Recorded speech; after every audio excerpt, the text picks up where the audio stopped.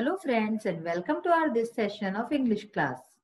मी मानसी तुमच्या सर्वांचं स्वागत करते आजच्या आपल्या या सेशन मध्ये. आज आपण तुमच्या पुस्तकेमधला जो नेक्स्ट चॅप्टर आहे इको फ्रेंडली सेलिब्रेशन्स हा वाचूया. इको फ्रेंडली सेलिब्रेशन्स म्हणजे मूळतः पर्यावरण पोषक उत्सव. सेलिब्रेशन म्हणजे काय? उत्सव. आणि इको फ्रेंडली म्हणजे पर्यावरण पोषक. म्हणजे सेलिब्रेशन्स जे आपण करतो, उत्सव जे करतो ते अशा प्रकारे मनवायचे ज्याच्यानी पर्यावरणला कोणत्याही प्रकारचं नुकसान न पोहोचे आणि ते पर्यावरण करता चांगले राहू. त्याला म्हणतात इको फ्रेंडली. तर चला वाचूया हा लेसन, इको फ्रेंडली सेलिब्रेशन्स.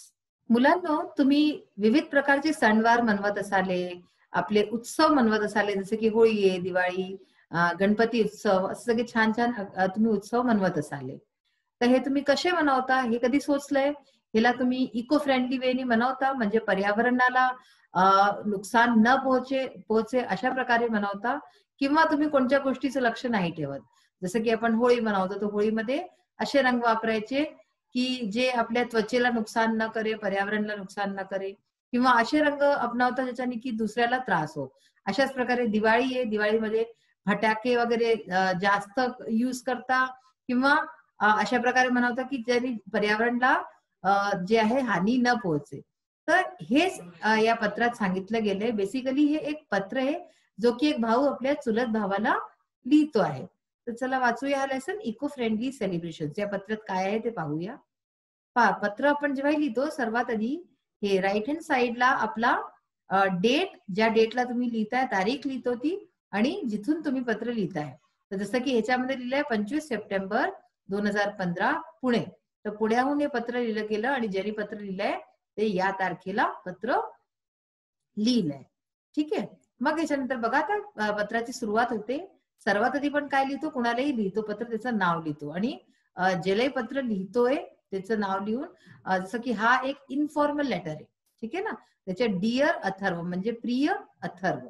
ज्या प्रकारे अगर तुमच्याशी कोणी मोठं आहे तर त्याला रिस्पेक्टेड करून तुम्ही लिहू शकता, है ना. तर अशा प्रकारे लिहितात.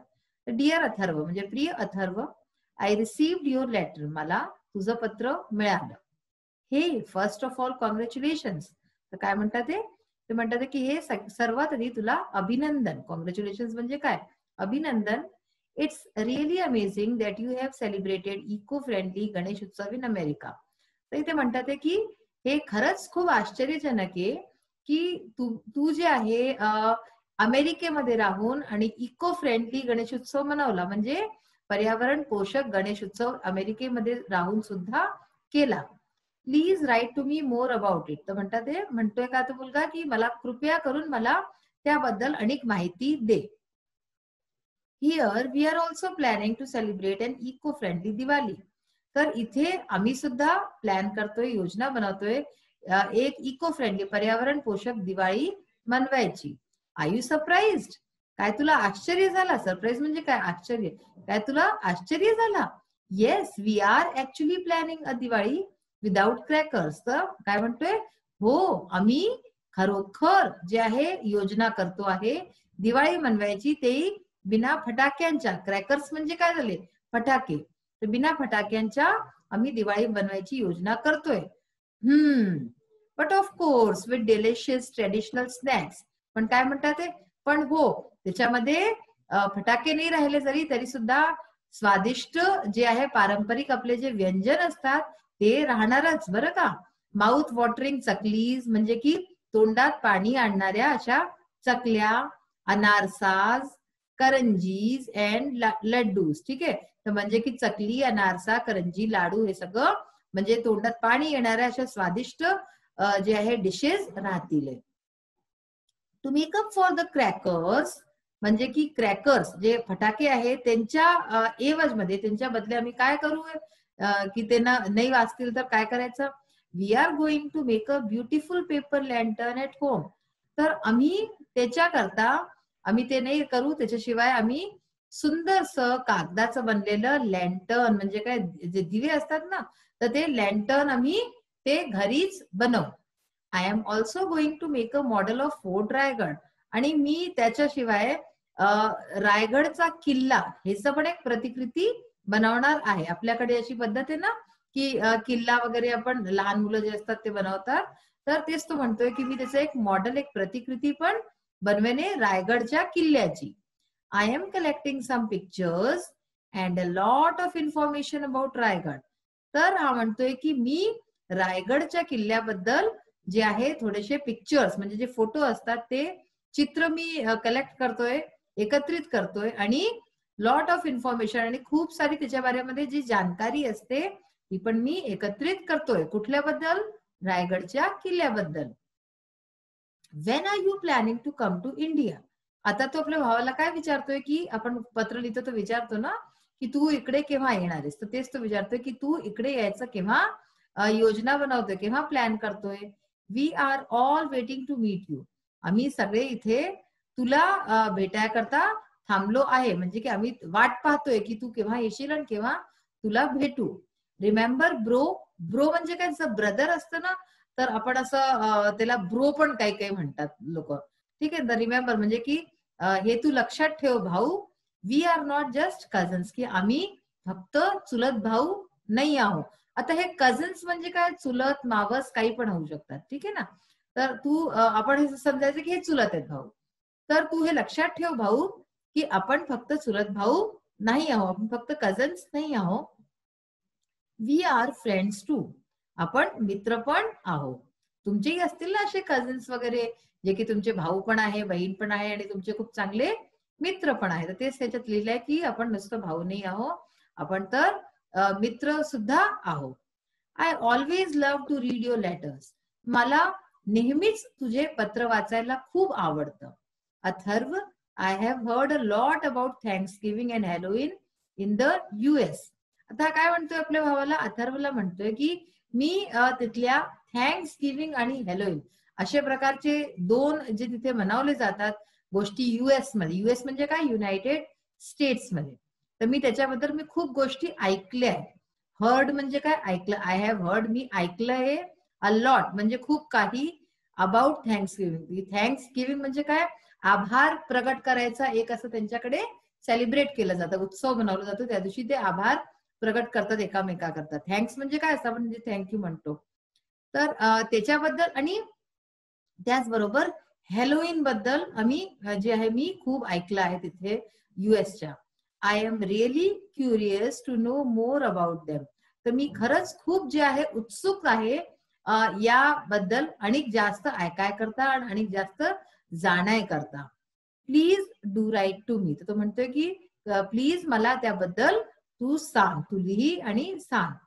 कन्वे माय रिगार्ड्स टू काका अँड काकू. आता जेव्हाही तुम्ही पत्र संपवता तर सगळ्यात शेवटी काय करता, मोठ्यांना नमस्कार असं लिहितात ना. तर तेच लिहिलंय की कन्वे माय रिगार्ड्स. रिगार्ड्स नेहमी मोठ्यांना देतात. तू काका अँड काकू, माझा नमस्कार काका आणि काकूला सांग. लव्ह टू डिअर ओजस. आता जो लहान भाऊ किंवा बहीण असतो त्याला काय, त्याला आशीर्वाद दिला जातो ना आपल्याकडे, तर तसंच लव्ह म्हणजे प्रेम. प्रेम टू डिअर ओजस. ओजसला प्रेम. Yours lovingly Sharv. तर तुझा प्रिय शर्व. योर्स लव्हिंगली म्हणजे तुझा प्रिय शर्व. अशा प्रकारे हे आपण लेटर, हा जो चिठ्ठी वाचली. पहा तुम्ही चिठ्ठीच्या मागे तुम्हाला दिसत असेल वेगवेगळे व्यंजन दिसतात सगळे. कुठे चकली आहे, लाडू आहे, है ना, करंजी आहे, इकडे बा किल्ला बनलाय हा असा इकडे. तर असे तुम्ही या पत्रात पाहिले की चारीकडे चूंकि सेलिब्रेशन जी गोष्ट चालली आहे ना उत्सवाची, म्हणून ह्याच्यात त्या प्रकारेच दिले. पहा दिवाळी आहे तर दिवाळीशी रिलेटेड ह्याच्यामध्ये पहा वेगवेगळे हेलाच म्हणतात लॅन्टर्न, पेपर लॅन्टर्न म्हणजे जे कंदील जे असतात, दिवे असतात, अशा प्रकारचे त्याला म्हणतात. तर हा असा खूप सुंदर लेटर होता जो आपण वाचला. आता आपण याचं हे पहा मीनिंग्स आता आपल्याला ओळखायचे आहेत. Guess the meaning of amazing celebrated crackers paper lantern. तर चला आपण बघूया की ह्याचे मीनिंग्स काय आहेत. तर बघा हे पॉइंटर्स मध्ये आपण आता वाचत होतो. गेस द मीनिंग ऑफ म्हणजे की ह्यांचं मीनिंग, ह्यांचा अर्थ ओळखा. गेस म्हणजे काय करायचं, ओळखायचं. आता बघा सगळ्यात पहिला आहे अमेझिंग. अमेझिंगचं काय अर्थ असतं, व्हेरी सरप्राइझिंग. ठीक आहे, म्हणजे एकदम से आपल्याला कोणती वस्तू जेव्हा कळते तर आपण काय होतो, सरप्राईज होतो ना, आपल्याला खूप आश्चर्य वाटतो. अमेझिंग म्हणजे तेच असतं, व्हेरी सरप्राइझिंग. मग आहे सेलिब्रेटेड. सेलिब्रेट करणं काय असतं, म्हणजे की कोणता उत्सव मनवतो आपण, साजरा करतो. बघा आता सेलिब्रेटेडचा अर्थ काय? Enjoyed a special event or a festival. म्हणजे एन्जॉय करणं काय? म्हणजे मजा जी येते आपल्याला, मज्जा करणं कोणतं तरी स्पेशल इव्हेंट, कोणतं विशेष प्रकारचं आयोजन किंवा एक फेस्टिवल म्हणजे एक उत्सव, त्याला आपण जे मनवतो, त्याला जे साजरा करतो आपण, तेच म्हणतात सेलिब्रेट. कोणता उत्सव साजरा करणं, तर ते असतं सेलिब्रेटेड. क्रॅकर्स म्हणजे तुम्हाला सांगितलं तर मी, फटाके असतात. स्मॉल फायरवर्क्स म्हणजे जे आगेने जळतात त्यांना फायरवर्क्स म्हणतात. That explode with a loud noise. जे की काय होतं? एक्सप्लोड म्हणजे फुटतं, जोराच्या आवाजाबरोबर फुटतं. लाऊड नॉइज म्हणजे खूप मोठी आवाज. एक्सप्लोड म्हणजे फुटणं. ठीक आहे.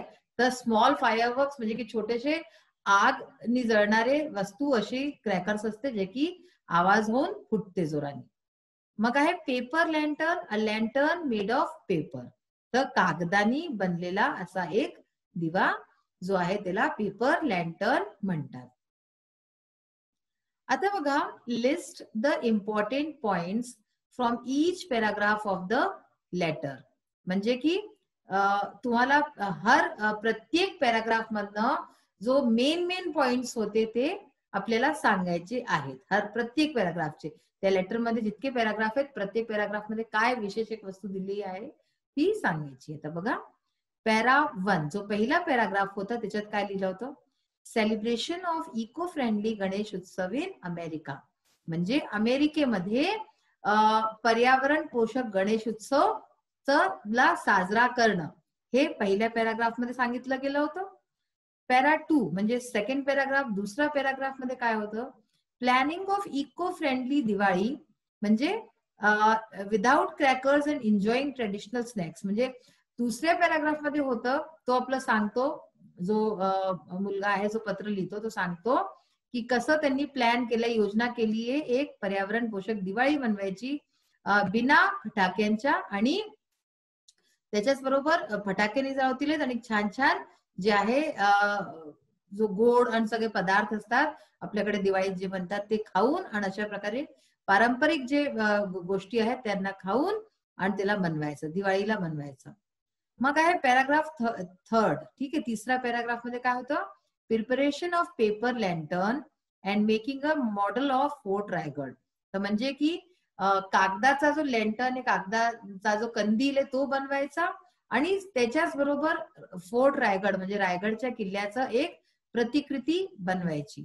हे तिसऱ्या पॅरामध्ये सांगितलं गेलंय.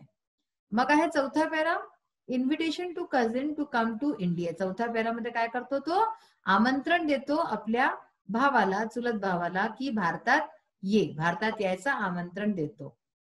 पाचव्या पॅराग्राफ मध्ये काय होतं?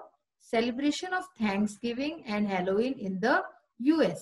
युनायटेड स्टेट्स म्हणजे US मध्ये जो सेलिब्रेशन, जो उत्सव साजरा केला जातो थँक्स गिव्हिंगचा आणि हॅलोवीनचा, त्याच्याबद्दल थोडीशी माहिती दिली गेली आहे. आणि जो शेवटला आहे सहावा पॅराग्राफ, त्याच्यात रिगार्ड्स अँड लव्ह. म्हणजे आपण जेव्हा लेटर संपवतो, चिठ्ठी संपवतो आपली, तर तेव्हा नमस्कार आणि प्रेम असं देतो ना सर, मोठ्यांना लहानांना, तर त्याचे रिगार्ड्स अँड लव्ह. तर अशा प्रकारे आपण पहिली ती 6वी पॅराग्राफ जे होते तिचं आपण पाहिलं की त्याच्यात काय काय मेन पॉइंट्स होते. आता बघा, list the festivals we celebrate any 5. कोणतेही 5 फेस्टिवल्स जे आपण सेलिब्रेट करतो त्यांची नावं लिहायचे, and the important parts of their celebration. आणि त्याच्यात काय इम्पॉर्टंट पार्ट्स, काय वस्तू विशेष जे आपण त्याच्यात मनवतो. तर बघा, पहिला आहे वी सेलिब्रेट मेनी फेस्टिवल्स. आपण खूप सारे फेस्टिवल्स मनवतो, जसं की लाईक होली. ठीक आहे. जसं की होळी, दिवाळी, रक्षाबंधन, गणेश उत्सव, नवरात्री है ना, ह्याच्याच अलावा रामनवमी, असे सगळे आपण खूप उत्सव मनवतो. आता बघा, ह्यांनी म्हटलंय की important parts of their celebration. तर मी ह्याच्यात 2 तुम्हाला सांगून देते आहे, एक सांगते आहे गणेश उत्सवाचं, बाकी तुम्ही स्वतःहून लिहायचा प्रयत्न करा. बघा, आता गणेश उत्सव मध्ये काय आहे? Bringing making Ganesh idol at home. म्हणजे की हे आजकाल तर 2 प्रकारे चालतं. ब्रिंगिंग म्हणजे एक तर आपण विकत घेतो, आणि आजकाल बनवले पण जातात ना, गणपतीची मूर्ती मातीची बनवली जाते, तर तेच म्हणून मी लिहिलंय ब्रिंगिंग किंवा मेकिंग. आणली जाते किंवा विकत घेऊन किंवा बनवून गणपतीची मूर्ती, आयडल म्हणजे मूर्ती, ऍट होम, घरी आणली जाते किंवा बनवली जाते. पूजा अँड आरती, त्याच्यानंतर पूजा आणि आरती केली जाते देवाची. प्रिपरेशन ऑफ मोदक, मोदक बनवले जातात घरोघरी, लाडू बनवले जातात घरोघरी. Celebration continues for 10 days. ठीक आहे ना.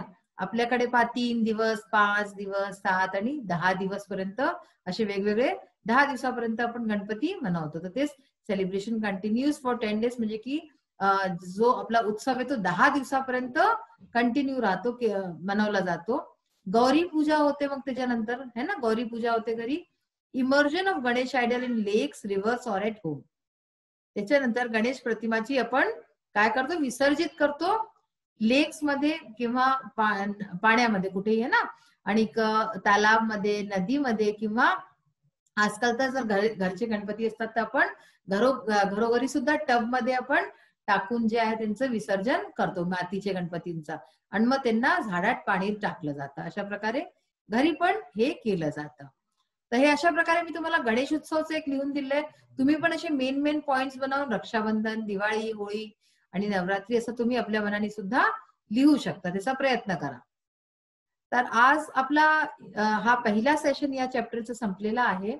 आज आपण पाहिलं की इको फ्रेंडली जे आहे, म्हणजे पर्यावरण पोषक कसे आपण उत्सव साजरे करू शकतो. गणेश उत्सव आहे किंवा दिवाळी आहे किंवा आणि कोणताही सण आहे तो आपण अशा प्रकारे साजरा करू शकतो. तर आजचा आपला हा जो सेशन आहे ते संपतो. आपण आपल्या नेक्स्ट सेशन मध्ये परत भेटूया. Till then bye. Thank you. Have a nice day.